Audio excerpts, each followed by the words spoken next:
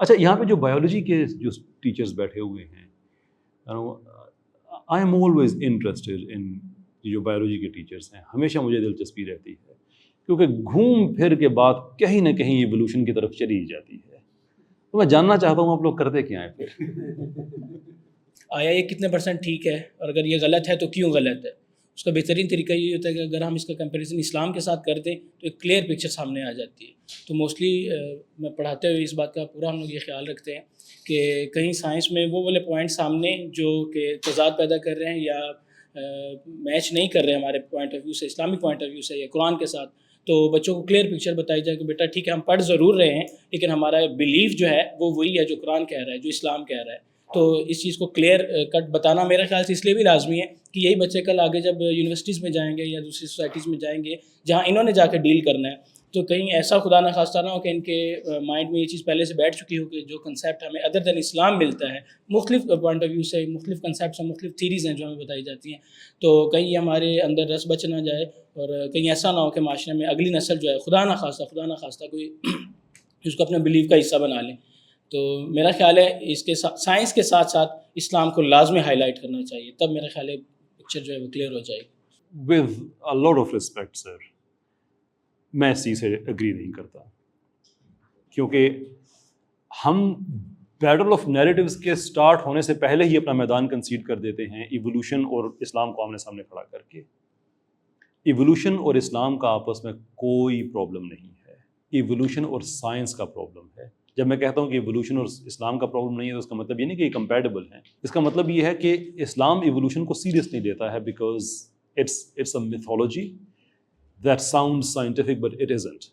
لیکن جب ہم یہ کہتے ہیں کہ دیکھو یہ تم پڑھ رہے ہو لیکن ہمارا بلیف یہ ہے، تو آلریڈی بچے کے ذہن میں ہم اسلام ورسز ایوولوشن کی بحث ہم ڈال رہے ہوتے ہیں. پھر ایڈوانس لیول پہ آ کے جب اس کو سائنٹیفک آرگومنٹس ملتے ہیں ایوولوشن کے حق میں اور اس کے پاس کوئی اس کے خلاف سائنٹیفک آرگومنٹ نہیں ہوتا، تو پھر وہ اسلام سے اپنا کانفیڈنس لوز کرنا شروع کر دیتا ہے. And this is where we get it wrong. College level پہ، یونیورسٹی لیول پہ اگر ہم کہیں کہ یہ ڈفرینس نہیں ہے تو بکس ہیں ہمارے پاس، ڈارونین کنسیپٹ ہے، لامارک کنسیپٹ ہے، اس کے علاوہ اور بھی کافی ساری تھیریز ہیں. اسپیشل کریشن کی تھیری ہے، تو پہلے تو بچے کو بتائیں کہ یہ تھیری کہتی کیا ہے. دوسری بات یہ بڑی اچھی بات ہوگی کہ ہم ڈفرینس نہ بنائیں، لیکن ایک جو چیز ہے وہ بالکل ہے، اس کو کلیئر کرنا ڈیوٹی بھی ایک ٹیچر کی یہ ہے. اور باقی یہ کہ آگے جا کے بچے کو کون کون سے ایویڈنسز ملتے ہیں، اس میں ایک نیگلیجنسی یہ ہوگی کہ شاید ہم پوری طرح سے اسلام کو اس کے اندر ڈال نہیں پائے یا بتا نہیں پائے یا کلیئر پکچر دکھا نہیں پائے. جب ہم اوریجنل چیز نہیں دکھاتے تو جو غلط پکچر وہ دیکھ رہا ہے لازمی سی بات ہے اس کے پیچھے تو جائے گا ہی جائے گا.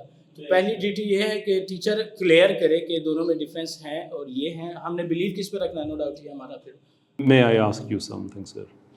Why do you think کہ ہمارے یونیورسٹی لیول پہ جو بچے اسلام کے حوالے سے، تخلیق کے حوالے سے اپنا کانفیڈنس لوز کرتے ہیں، اس کے پیچھے کیا وجہ ہوتی ہے؟ بیس نہیں ہے، سائنٹیفک بیس نہیں ہے. یہ ایلوژن ہے کہ ایوولوشن ایک سائنٹیفک تھیوری ہے. یہ نہیں ہے سائنٹیفک تھیوری.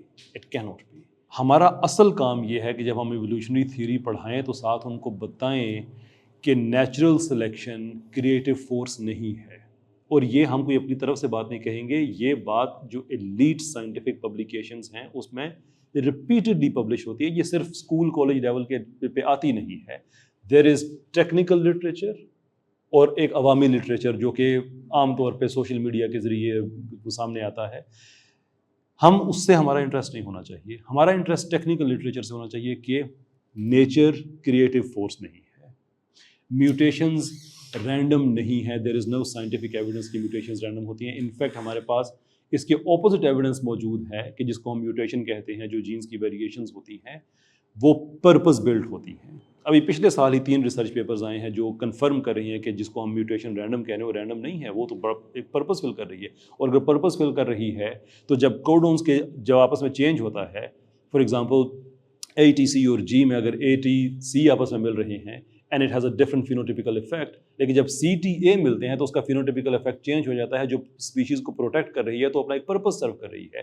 دیر فور یہ رینڈم نہیں ہے، یہ ایکسیڈنٹل نہیں ہے. جب ڈی این اے نئی انفارمیشن کو جنریٹ کرتا ہے جو آر این اے سے پاس ہو کے رائبوسوم میں جاتی ہے اور وہاں سے نئے پروٹینز بنتے ہیں، تو وہ انفارمیشن اتنی پریسائز ہوتی ہے. نیچر از ناٹ کیپیبل کہ ایکسیڈنٹلی ایسی انفارمیشن جنریٹ کر سکے کیونکہ وہ کریٹو فورس نہیں ہے. تو آپ ایوولوشن کو کہ جب سائنٹیفک آرگومنٹس دیں گے کہ یہ کیوں ایک غلط نظریہ ہے، پھر جب آپ بتاتے ہیں کہ غلط نظریہ کیا ہے تو صحیح نظریہ کیا ہے؟ تخلیق کا نظریہ ہے، الخالق کا نظریہ ہے. تو اب بچے کی سائنٹیفک گراؤنڈنگ بھی ہو چکی ہے، ریلیجس گراؤنڈنگ بھی ہو چکی ہے. فیوچر میں اس کو کوئی ایوولوشن کے حق میں دلائل دے گا تو وہ بغیر بدتمیزی کیے 10 جگہ بتا سکتا ہے کہ ایوولوشن اس لیے پاسبل نہیں ہے. پرابلم یہ ہے کہ جب ہم اسے اسلام کے مقابلے میں کھڑا کرتے ہیں تو وہ پاورفل سائنٹیفک آرگومنٹس دے رہے ہوتے ہیں، اس بیچارے کے پاس سوائے اس کے کہ نہیں میرا ایمان ہے اور کچھ ہوتا نہیں ہے، and that only works for so long. پھر ایک ٹائم آتا ہے انسان اپنا کانفیڈنس لوز کرنا شروع کر دیتا ہے. تو ہمیں کالج لیول پہ، یونیورسٹی لیول پہ ایوولوشن کی لمیٹیشنز بتانی چاہیے، سائنٹیفک بیسس پہ بتانی چاہیے. اس لیے مجھے بایولوجی کے لوگ بڑے اچھے لگتے ہیں. آلویز انٹرسٹڈ کہ ہم کیسے اس کو ہم تطبیق کرنے کی کوشش کرتے ہیں، پیدا کرنے کی کوشش کرتے ہیں، ڈینائی کرتے ہیں، کیا کرتے ہیں.